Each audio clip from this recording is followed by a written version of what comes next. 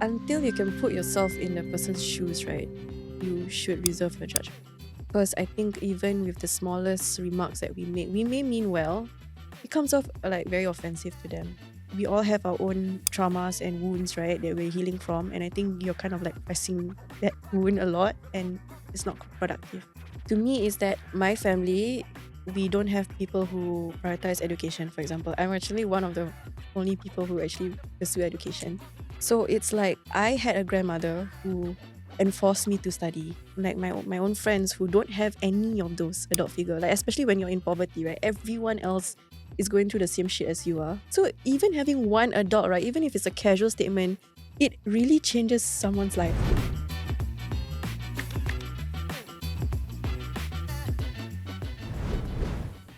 Welcome back to Chills with TFC. I'm your host Reggie, aka your chief financial coconut, and today we are in studio with a very interesting story. I think it's interesting on many different levels because we always say about social mobility. We always talk about Singapore being a place where everybody has opportunity to grow. But we also know that there's the other side of the discussion where poverty is an entrenched social class. Um, and there are not many stories out there where people actually climb from poverty to riches lah. Okay, at least like middle class lah, middle class. Okay, so like actually climb out of it. There are not many. So I am very very excited to be in studio with our NDP celebrity, Miss Syainda. Right. Hello. How does it feel being a celebrity? Oh, it was like 5 seconds of fame. Just 5 yeah, seconds. you got it. You got it. Yeah, yeah. Yeah, but for our audience that don't know you, maybe you can elaborate. Introduce yourself a little bit. What do you do? Yeah, and all that. Yeah. Okay, I'm Syainda. I actually grew up in poverty basically, and I Is it a um label that you still hold close to? yes, it's shaped a lot of my life. So I actually got into an abusive marriage, and then I have a daughter at a very young age, 17 years old. 17, I'm only thinking how to pass my GC exam. So that 17, I changing diaper. this is crazy. Yeah, one time I Yeah, actually brought my daughter to school. yeah. Which we'll talk about Yeah, later. Yes. okay. And yeah, so eventually I managed to graduate from school and then I got into a good job and now I'm where I'm at. Nice. So you have successfully climbed out to be part of the middle class. Yes, Yes, another yes. race to run. Essentially, the arc was that you then broke out of it, right? And now you're working in a very atas, global bank, right? So maybe give us a little bit on the tail end of the story of how did this thing turn, how do you essentially turn the corner to get to where you are today? And then we can unpack some of the social stuff later. I would say I'm a very delusional person. Like really, Later the HRC already, right? Not my pasa, this thing. Just so I'm clear. really, I think you need to have that delusional in you because if you have no role models, right, and then you see someone like maybe someone different, and then you're like, oh, I want to be like this person, and everything around you just keeps telling you there's no reason for you to be this person. There's no way for you to be this person. There's no way that you can break out of it. But if you're delusional enough to believe that you can, right? I think you eventually will. I mean, you have to have a good mix of like being delusional and practical. So I think having both is actually good because you need that part of you to believe in yourself. I know this is so corny and so cliche, but really a lot of it is like internal and your own mental cages that you have to work through. Okay, so to make sure it's not a cliche, can you kind of within what you're comfortable and elaborate a little bit on like what are some of these cages, that you have kind of gone through to break out of it? I think okay, I mean in terms of like financial wise, right? Especially if you've grown up in a very conservative home, they will tell you like, okay, you have to save your money. We have no concept of investing at all. I have not, I think throughout my childhood that I've never heard the word invest until maybe in secondary school. We don't know what invest is. We don't know that you can actually grow your money. I cannot connect the dots at all. Oh, you can actually put in like a place and then the money grows.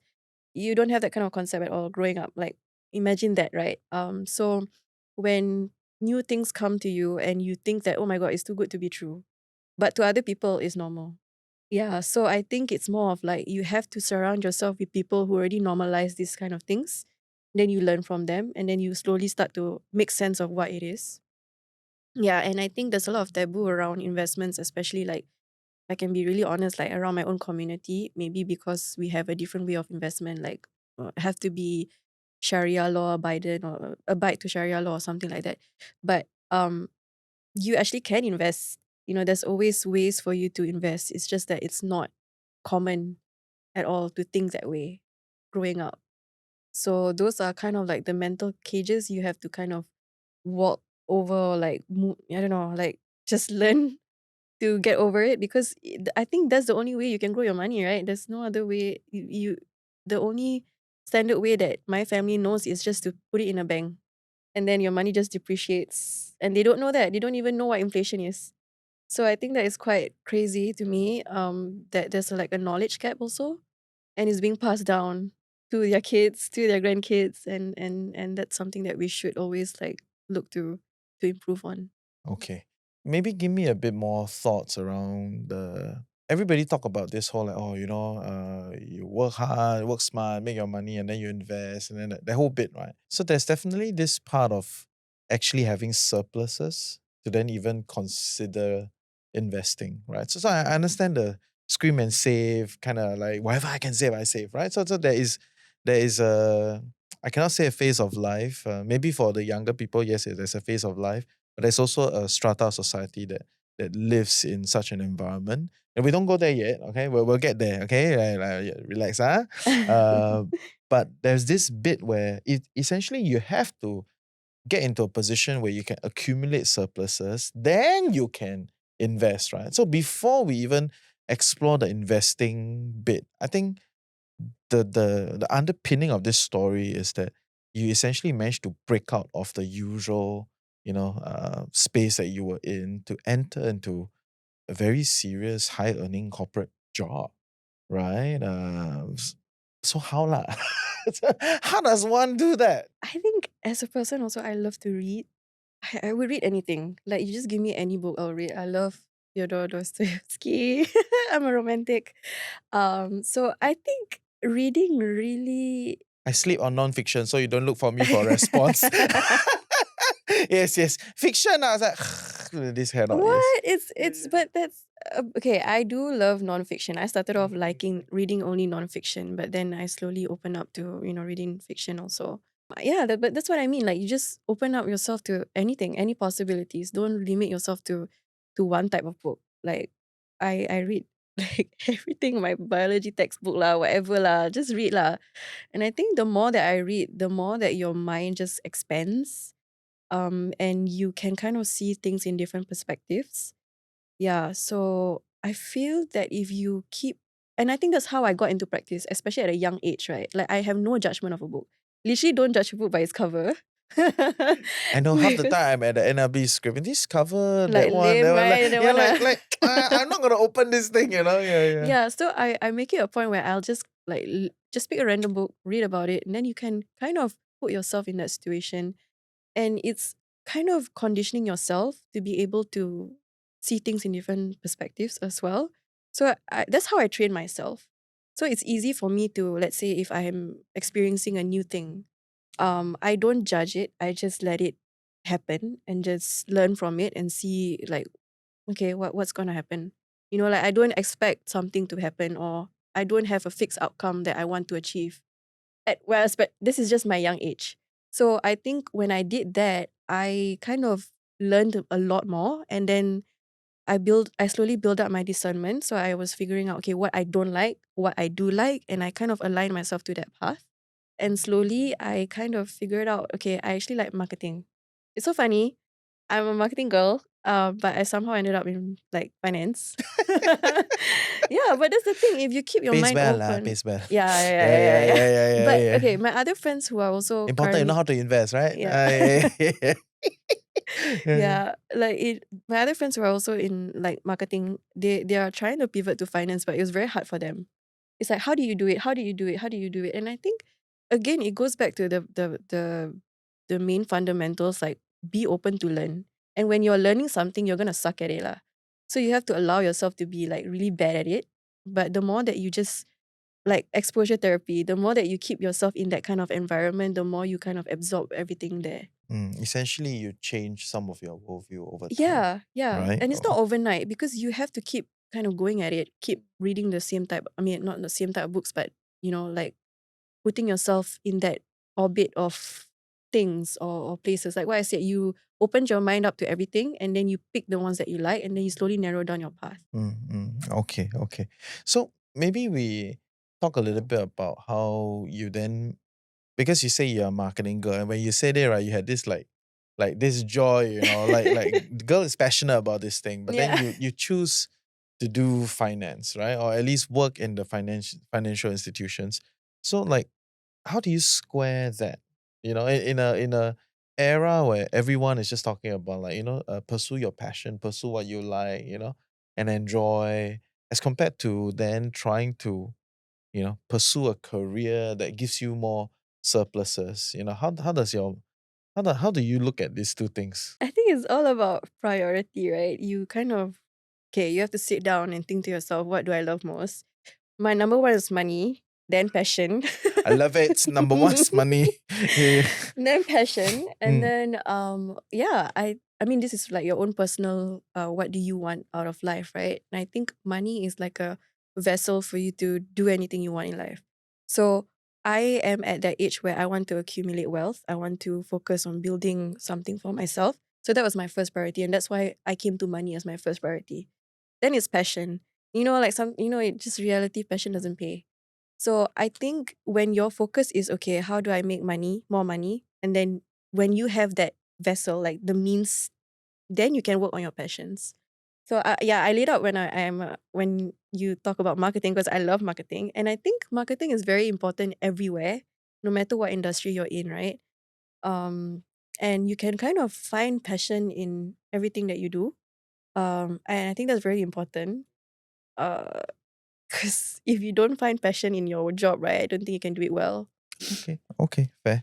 I think it's a fair statement to say that you're one of the few that managed to break out of the class stratification, right? I mean, I know it's a heavy topic, but I think that's the only way to, at least in the current dictionary, that's the only way to really kind of like discuss this topic, right? So you, because we're not talking about somebody that like lost uni kid and then made money, we're talking about people that grew up in poverty and then like break out of the social structures, right? To get to where you are today, right? So what do you think you're different from everybody? It's a fair statement that you're an anomaly, right? Would you say so?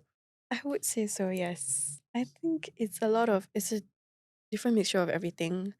I'm also aware of my own privilege. I think that to me is that my family, we don't have people who prioritize education, for example. I'm actually one of the only people who actually pursue education. Most of my other siblings also like they dropped out. So it's like I had a grandmother who really like enforced me to study. She was the only adult in my life that said, okay, you have to study, education will leave you. And I think I had that adult figure to tell me. There are friends of my own friends who don't have any of those adult figure. Like especially when you're in poverty, right? Everyone else is going through the same shit as you are. Sorry, can I curse? Can go Okay. ahead. Yes, this is an old people channel, right? Yeah. You So know. yeah, yeah. And like the fact is, even one adult that thinks differently, right, is already an advantage. It's already a privilege for you. Because for some other kids, no one else is telling them this. No one else believes in them. So even having one adult, right, even if it's a casual statement and they say, I believe in you, it really changes someone's life. Yeah, and especially like teachers, right? You don't really know your impact, right?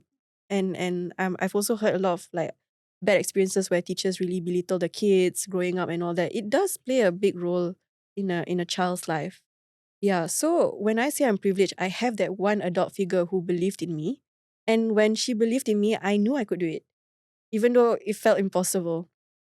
So that's one of the privilege that I had. Then because of that, right, I kept thinking like, okay, the world will support me in a way lah. I don't know lah. So I am just very confident that someday there will be someone who will help me. And that's how I developed that belief, and I went out and I asked for help. Like when I'm in poly, for example, I asked for my lecturers' help and everything. They were very helpful. But if someone was stuck in their own mental cages, right, and they don't know that people can actually help you, you're just stuck in that mental cage. So I think like even a small remark does go a very long way, especially if you're someone in poverty, because it's a lot psychological also. Actually, mostly psychological. Thanks for sharing. Right. In that context, I think it does sound like a privilege. In Yes. that context where you're nothing, you're entrenched in a social strata, somebody believing in you and kind of holding you there, I can accept. Maybe we'll develop a different word lah. Privilege is, Lucky. yeah. I don't know, yeah. But so maybe for everyone that never grew up in such an environment, you know, can you venture to kind of educate us a little bit, like the day in a life? Actually, this reminded me of a memory when I invited my colleagues over. They've never seen a rental flat. They didn't even know it existed. So they said, "Oh, there's a scheme for like people in poverty." And when they actually went to the rental flat, they were like, "Wow, this is this is different. Like they've never seen this before. They didn't think that this thing exists in Singapore." And I think, wow, they're very privileged. But I'm so glad that I'm able to expand their horizons and let them see that there's beyond in Singapore there are still people struggling. I think that's the part of it. Like we're quite invisible. It's never along the main road. It's never near the Never, MRT. It's yeah. never near a bus It's stop. very very inconvenient actually It most of the always is time. inconvenient. Yeah. Yeah. So I mean, when I first got the keys to the rental flat, right, I actually felt it kind of felt like an achievement. So you grew up in a rental flat also. Did you grow up in a rental flat? I grew up in a rental room. Okay. Yeah, and then when I got pregnant with my daughter, I had a rental flat. It felt like a sense of achievement. I mean, to other people, oh, it's just a rental flat, right? But to me, it's like I've been, sleeping in relatives' houses. I don't have a stable home. I didn't have a proper place to shower or proper place to put my clothes. So I think the minute that I got the keys to my own rental flat, I felt so a sense of achievement, even though to other people, oh, it's just a rental flat. But that's like my first home. And I still appreciate it now. It sheltered me for like 4 years. And I've built a amazing home there for my daughter to grow up in. As much as I can, I try to decorate the flat so that it doesn't look so insane. But there was like open wirings everywhere, infestations and all I've been that. to rental flats. Yeah. Yeah. My aunt stays in. Yeah. One Yeah. of those Toa Payoh old Yeah. flats. So I go in and I'm like, oh, yeah, it's very different. So I mean you can decorate it, right? And then make it look really presentable. And that's what I did. But the minute you step out of the house is a different thing. So especially for my neighborhood, you would see police cars often. You would see CNB officers. And I'm not stereotyping or anything. This is really like my lived experience. There's always people fighting, and there were murder cases in my flat that actually came out in the news. So yeah, those are the kind of things that you live with. Oh, and there was one time, I'm not even kidding, I went home from work and there was like a body bag in the lift. They were just like, I was just with the folks carrying the bodies, and it was, you do not want to smell a dead body because that was like horrible. It stayed on my clothes for a while. Yeah. But those were like the case was he was a lonely old man, so nobody knew he passed away. Yeah. Yeah, that was so sad. That was actually really sad, and I felt bad for feeling disgusted, but like that was really sad. But it happens quite often there. So you would say most people will never break out of this? It's very difficult. And for someone like you that have managed to break out of that cycle, right? Or like that entrenched situation, do you think you are stronger than your peers today? I'm not saying about your peers from back then, like because you enter a new phase, like you know what I mean, lah. It's like the whole social circle change, right? It's a Yeah. whole other bunch of people. The way they talk, the things they talk about, everything is different. Right? I think that's a fair statement, right? Because depending on where you sit, in the social strata, you have a very different set of concerns. So when you move up into, I think, what people will call middle class, right? Like, do you think you are stronger than these people from the middle class? I think I've built my resilience. I can't say what their experience is because middle class is a whole new set of different difficulties, which I am also going through. So I would just give like the benefit of doubt that, I'm probably just entering the same race as they are. So how do I view it, right? It's like imagine you're a race. My starting point, there's a hole in the middle. So you Okay. fall into the hole. Yeah, maybe you have some training there, but when you get up, you're tired. But you're still expected to run the race, same as everyone else. So I think if you want to say if I'm stronger, I'm not sure because I'm actually tired. I'm tired from digging myself out of the hole. And then now you kind of have to prepare your nervous system to now run another marathon. So that's how I felt. And in that process of climbing out of that hole, The right? shit hole, Yeah, yeah. to get to this game, right? Like, how did that look like? Okay, my analogy is that that hole, right? There's maybe like a ladder, but that ladder is not obvious. So that's how I see support. Like sometimes you think you have a good friend who can support you, then she backstabs you. And then the step falls and then you fall back into the hole. So these are the things that you have to navigate, right? And the thing is, I want someone to know this is that nobody knows how to spot an opportunity. So nobody knows whether this rock is stable or not, whether I can use this rock to climb up. Nobody knows. And some people can't like they don't have the knowledge to know like, hey, this is actually a stable opportunity because they don't have that like I said, knowledge, right? So you can't spot opportunities if you don't know anything. So that's one thing that keeps you in that hole. And then as you climb, sometimes the support runs dry, sometimes the support is not stable, and then you kind of keep falling back down, falling back down, falling back down. And the thing is, it's really when you say all this support that you see on paper, the person that has to climb it has to still climb it. So whether that support really is a strong support or not, it's like you just have to leverage. Okay, how do I say? Like I can't depict this, but if you can hold on this rock before it breaks, and then you can jump to the next, right? It's like a very Like, good on you, right? yeah, Yeah, yeah. yeah. But for example, when I bought my HDB, for example, that was before the cooling measures, and I had to only pay 10% down payment. That was a good time, right? If I had missed that rock, I would have just probably still be in that hole. So these are the things that you kind of play with when you're in poverty, and then until you get up, and then it's another race that you have to run. No one ever talks about that. You know, like this 10-20%, this 10% to 25% down payment adjustment.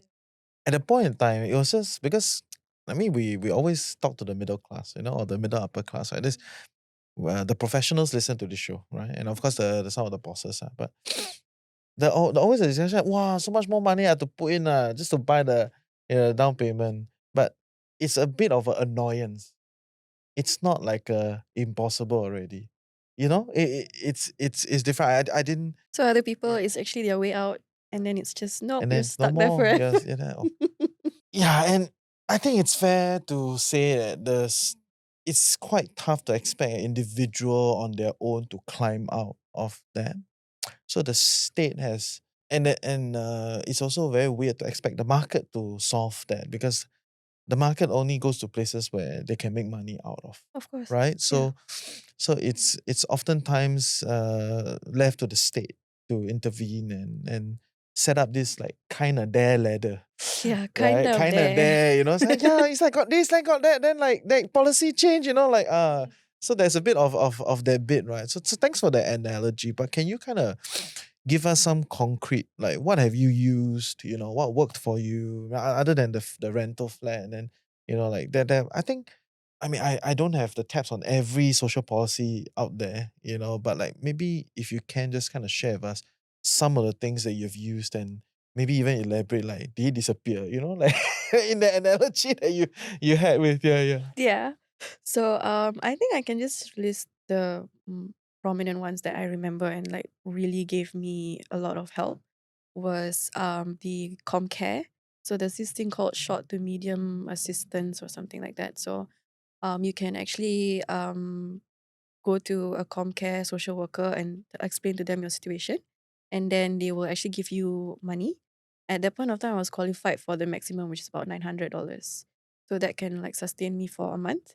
And Oh, it's usually a they will one-off do, thing. yeah, no, well, it's 3 to 6 months. So it depends on how long you need the support for, but they review every 3 to 6 months. So after your 6 months is done, you have to apply again, and then they will review your case again. So when I had to apply, I had to screenshot my bank account, like all my bank accounts, to show like it's $0 or like it's not enough money. Quite insulting, right? Yeah. So I had to kind of prove that, hey, I'm broke. And then I got the cash. And then, yeah, you just have to keep renewing. I think it did got me through a lot because I needed that to buy baby formula, basic necessities. But I think in my blog, I actually broke down the expenses that I have, right? I think the expenses were about like 1.2 or something. And then I only get like $900. So there's still like a gap that you have to fill. That was when I was working multiple jobs as well. So on top of that, you kind of have to do like freelance gig or whatever. What type of gigs can you do freelance? So back then I did like marketing. So I would cold call companies, right? And then ask them, hey, I will help you design this for like a package or something. Then I will sell. So I hustle lah. Hustle. That's coming out of a rental blog. Yeah, yeah, You yeah. know? So the ComCare, I use like $20 to buy Canva subscription, and then I go and hustle. Eh, my goodness, that's a real hustle. $20 of the 900 from ComCare went to Canva subscription. Yeah. Oh my Thank you, Canva. goodness. Yeah. Oh my goodness. Okay, okay. I think back then the AI stuff hasn't like Hasn't caught up. yeah. So everyone was like, oh, Canva is like the new thing. So I just leveraged on it and made more money. What else other than ComCare? Then the other one is mostly like private charities. So I have a charity called Babes. I was a beneficiary of Babes. Babes. Yeah. Cute, right, the name? Yeah. Hi, babes. Purposely one, I right? love Yeah, them. they try to make it more cute, right? Yeah. No, but they're amazing. They do the heart. They're the babes, Yeah, right? they're the Yo, babes. Yeah. shout out to you. Yeah. Tell me more. Yeah, so they helped me with practical support in terms of, because I have a daughter. So they gave me like diapers, I needed prams. Prams was so expensive. So people were donating prams, and like baby supplies. I think I really survived on that a lot. I needed like all the necessities. So a lot of my finances for the baby was covered through Babes.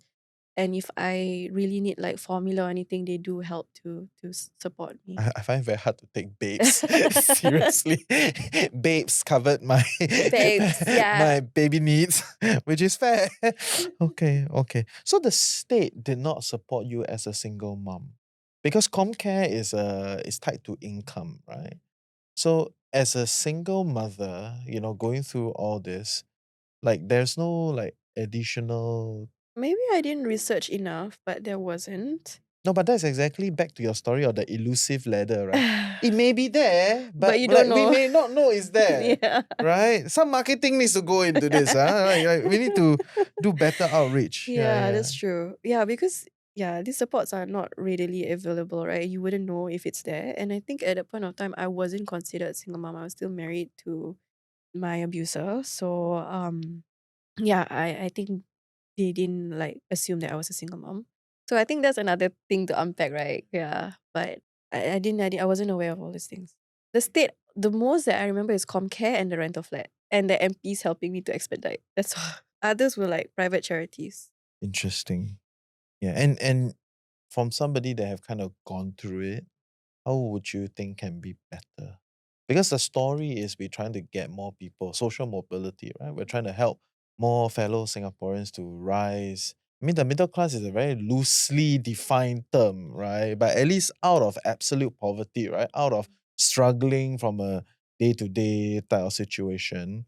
So, as a society, I think we can all support on that. And sometimes the things that are being told to us is big and bustling, right? Like very exciting. But as somebody that have been through this, like if you were given the opportunity to say how we can create a system that works better, how do you think we can adjust this? Oh, I think firstly is reserve your judgment. I think a lot of it is like I said, psychological, right? They are ashamed, They are ashamed. And I think it doesn't help when you try to give unsolicited advice because they are struggling. And I don't think you can, how do I say it? Until you can put yourself in the person's shoes, right? You should reserve your judgment.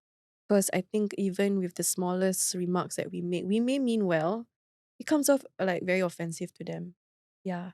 And some people will just close off after that. Some people will feel demoralized, unmotivated. Oh, I'm just stuck here. No one believes in me. So I think a lot of it is, yeah, number one, reserve your judgment. And when you help, right, I feel don't expect anything out of return. Yeah. When you give advice, genuinely give advice. Like, okay, but don't reserve that judgment lah. Like when people ask you, oh, how do I can especially now, for example, I have people reaching out to me like, hey, I'm stuck in this situation. I have debt, blah blah blah blah blah blah. So you don't say like, oh, this is your fault because you do this. More of like make it more encouraging for them. Like, okay, how do we get out of it? Like, okay, here are some support for you. Like, believe that okay, it's okay. You slipped, it's fine. Let's find a new way. Let's find a new route. Let's find a new route. Because like I say, right, they're climbing out, and when they climb out, they will fall. So enough, like if you want to render help, don't don't like, hey, you have to step on this rock, you have to step on that rock. Because when you're looking at from a down, like top down approach, right? Because let's say you're out of the hole and you're looking down, it's easier for you to judge this person and their decisions that they make, right? But when you're in that hole, it's a different story. You don't know, it's a different lens altogether. So I think, yeah, preserve that judgment because a lot of people where I go to them and ask for help, right? They were very condescending to me. They were like, "Oh, it's like your fault. Who asked you to have kids? Who asked you to have this? Who asked you to marry this person? Who asked you to do this?" And they mean it in a nice way, like, okay, but we all have our own traumas and wounds, right, that we're healing from. And I think you're kind of like pressing that wound a lot and it's not productive. Okay. Fair. So you moved out, you got your own rental flat, got into a relatively stable situation, at least compared to in an abusive relationship, lah, right? And then how did that kind of move into like getting a full-time job and then accumulating and getting the flat? Can we kind of fill up that back part? Yeah, so I was still in school. I didn't quit school even after I got pregnant. I think that was the best decision I've ever made. And there's a lot of other people in my community, in my circle, telling me you have to drop out. You're a mother now. You have to drop out. You have to give up your life. What's the I thinking? don't know. I actually don't know because I You don't don't know. vibe with that. Yeah. Yeah. I'm So like, I don't what? agree, like I'm not even kidding. This family actually reported me to CPS because I didn't send my child daughter. protection Yeah. service. Okay, the trigger was because I brought her to a Teo Family Heng KTV, karaoke, yeah. right? Yeah. So they thought it was like some drinking KTV Eh, lah. alamak, Teo Heng. Teo Heng. Never mind. Teo Heng will sponsor the whole community. We'll do a road trip there to like enjoy Teo Heng. Yeah, Yeah. it's crazy. And I think within your own community, you also want to like bring an struggling mother down. Yeah. And they just made up things like, oh, I didn't send her for my daughter's jabs and everything. But every time I want to send her, she's sick and I'm in school and it's like I'm struggling here. So they reported me to CPS and they did a whole investigation on me. And I mean, they had nothing on me lah. I already told them I'm struggling. Can you help me? You can send her there, Yeah. right? More than happy, Yeah. right? Yeah. Yeah, and the reason was, oh, you didn't drop out of school. You are still prioritizing yourself. You're selfish. I'm not even kidding. They really told me that. They said I was selfish for not dropping out of Wait, school. just to be clear, it's your neighbors, right? Your the Uh people around, right? Not CPS, right? no. Okay. The Yeah. people, not my neighbors, but But the community, okay, no. the friends that I had back then. That was like, what? But I'm glad I didn't drop out. And I had a lecturer in school who kept telling me, no, don't drop out.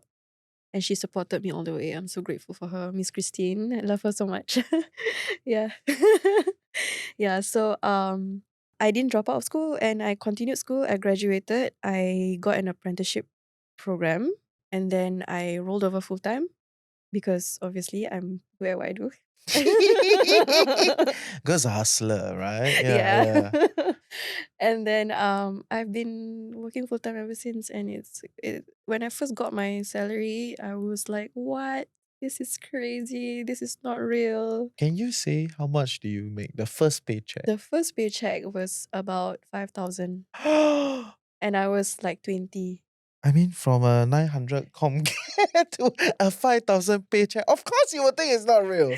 Yeah, I was like, what? I cried. I actually cried, and I cried to my manager, the first ever manager that believed in me, and he's like, cry. Why are you crying? You deserve this. Yeah, because he make 50. No, no, no. That's probably probably. Right? It's like, girl, don't cry over 5. You still got a future in front. Wait, Yeah. wait. Yeah, but yeah, that was interesting, and my life changed completely. I would say ever since then, it's just up all the way. Okay, okay. So, but does it mean that after you started making that type of money, which is the middle class type of Yeah. income, you immediately went into this whole like, we'll save and then we'll invest and then we'll compound? I was reckless. I was reckless. So the story not that clean. No. Yeah, so how did that kind of happen? Okay, I think when I first started got my paycheck, right, I was still in my rental flat. So that was actually the push of why I need to buy a HDB, because I was earning way too much to be getting a rental flat. But even though it's 5,000, I can't rent outside because it was expensive. That's It still basically is. It will always be. it's crazy expensive, and I needed a whole unit to myself and to support a daughter. So I think, oh my god, no. And I was leveraging on like, okay, government, how are you gonna help me? I need a house. I have a family to raise. This time, okay, so I got divorced officially to my abusive ex when I turned 21, because he couldn't control me anymore, in a sense. I got divorced in March, and then I applied for my house in May. That was my SBF. So I scrambled. I was like, okay, there's no way out. I need to buy a house. Like, I was 21 years old, and I'm just like, okay, instead of celebrating my 21st birthday, right, I'm just doing all this housing, reading up on housing and all that. So I applied for a house, and then I read up about, okay, how do I finance it and everything. So I called HDB. I met the social worker, and she was telling me that, hey, there's actually a scheme where they help rental flat owners to convert to a HDB owner. But that only applies to 3-room flat. I wanted 4-room. I know. But I got Hey, it. you immediately middle class, yeah. Immediately join the same set of problems. Can bigger, better. Yes. I mean, to me, I already had that mindset. So it's like, I don't want to be limited to just a 3-room. So I really pushed myself to get a 4-room. And I applied for a 4-room, and I got it. Is it through the same scheme? No, right? Because the scheme is It's limited. different, yeah. So I didn't. She was like, you sure you can qualify for this scheme? And I'm like, no, I want a 4-room. What are the details of that scheme? Actually, I didn't. You I'm don't not, quite remember. Yeah, I don't Okay, quite never mind. remember. But We'll she talk did. to MSF. Okay, yeah, you can come on There the is, show. there is. Yes. We'll discuss. Yeah. Yeah. So I said, So okay. when you took the 4-room flat, sale of balance, Correct. is not like as with every other person. It's normal already, Normal, right? yeah. There's no support, no nothing. No. Yeah, Same same set of system. problems. Yes. There was this priority scheme or something, which is the married child. But it was because you had a daughter, right? It's Yes, not because yes. you came from nothing, Yeah. right? So Okay. those were actually to my advantage, thankfully. And then there was also like proximity to family. And my mom had a house in Bedok at that point of time. So I got a Tampines flat. Then that kind of gave me like a priority for that Why ballot. Tampines? Okay, never mind.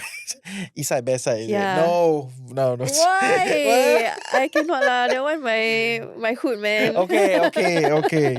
Yes. Then while waiting for that slot, like number, right, the queue number, I was emailing to everyone. I even emailed to like Lee Long. Why? Because I delusional. Please help. Yeah, please help. I need this. Yes. Yeah. I emailed to everyone. Did he respond? Yes. He respond? His team his team, responded, okay, and he was okay, like, actually Lawrence Wong. This one was before he became a prime minister. So the deputy prime minister, right? Oh my god. It's so funny because I met him because I was featured in the National Day rally, and he was the one who helped me, like, okay, make sure that this girl get help. Okay. So HDB immediately contacted me the next day, and then they were like, okay, let's look through your situation and see what we can do.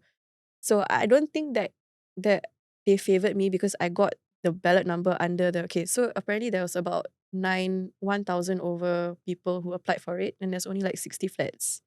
And my queue number was 50 something. So still Got a bit got lah. chance Yeah. lah. Yeah, I don't know whether that's luck or because I emailed 5 I think you emailed MPs. enough people. And that's like the floodgates open. Now I everybody's crazy. gonna email. It's like, hey, give me priority lah. Right. Yeah, I was Oh, like, I really explained myself. I think if I could share my email, I think I would just share to everyone. But I really like wrote it with all my heart. I even let my manager read it and help me. Hey, do you think I can help me improve on it or witness whatever? me on this. Yeah, and they really did help, It's like a collective effort. Someone from my workplace actually helped me write an email to get a house.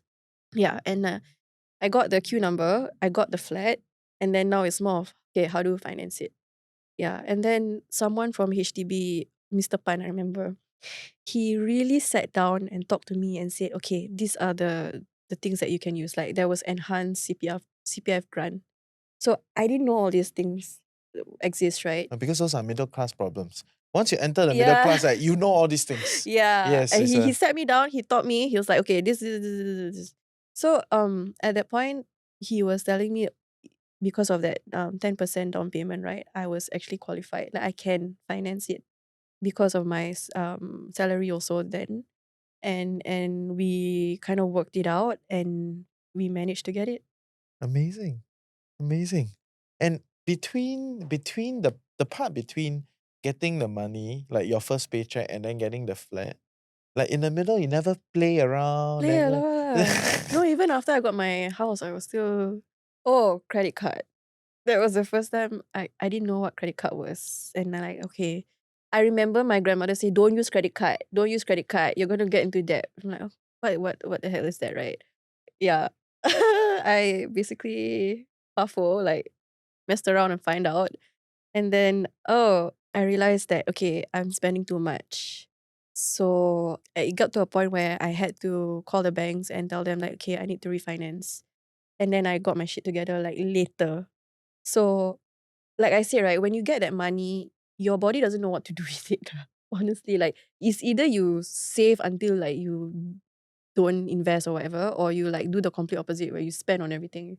And I think I did the complete opposite where I spent on everything. I wanted to spoil the people who helped me. So every time bring them to nice places to eat, like splurge on them. It was mostly for my family and like people who supported me. I keep giving and giving and giving and I didn't know when to stop. Yeah, I think that was a lesson that I had to learn also. It was a painful lesson and now I'm still paying it off slowly. And the thing is, I'm like I said, privileged now because other people, if they get into this, they won't be able to get out. But for me, because of my current situation and where I'm at, like I'm able to kind of refinance and make sure that I don't do that again. Yeah. So like I said, right, it's a very slippery slope. You can just go back down the hole. And it's a lot to do with like psychology. So I think I really had to do my own inner work and say, why am I doing this? Why am I spending? What is my trauma around money? Then I realized my habits was I don't want to check my bank account. I don't want to see where my money goes. I think it's like a trauma. It really is. And then I realized, no, I cannot do that. I have to actually track down my spending. Then I actually created my own Excel. I went to YouTube and read like all these financial blogs and everything. Okay, like I don't want to go back there. I don't want to go back there. So yeah, there's a lot of adjusting that you need to do also. And it's like a never ending fight lah. I can feel it. Yeah. I think now I know what you mean by even after you climb out of that hole, you join a different race and then you're so damn tired. Yeah. So what would be your cadence these days, right? Like because you try to find a flow, in how you're managing your money, right? Congrats, you've successfully climbed up and then join a new set of problems, right? So Yes. so in this new context, right? Like knowing that you've got a house, you have some like credit card debts that you're refinancing, and then you have a daughter. How are you kind of like managing your money today as a middle class? I go back to my fundamentals, which is read, learn, basically absorb as much knowledge as you can.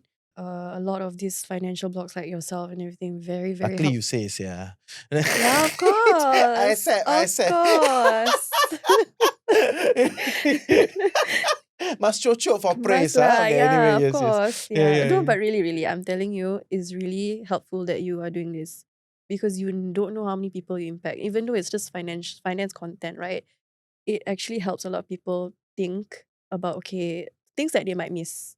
Especially me. Like I don't know what middle income people do. I don't know what kind of like things you have to look out for. I didn't know how credit card works.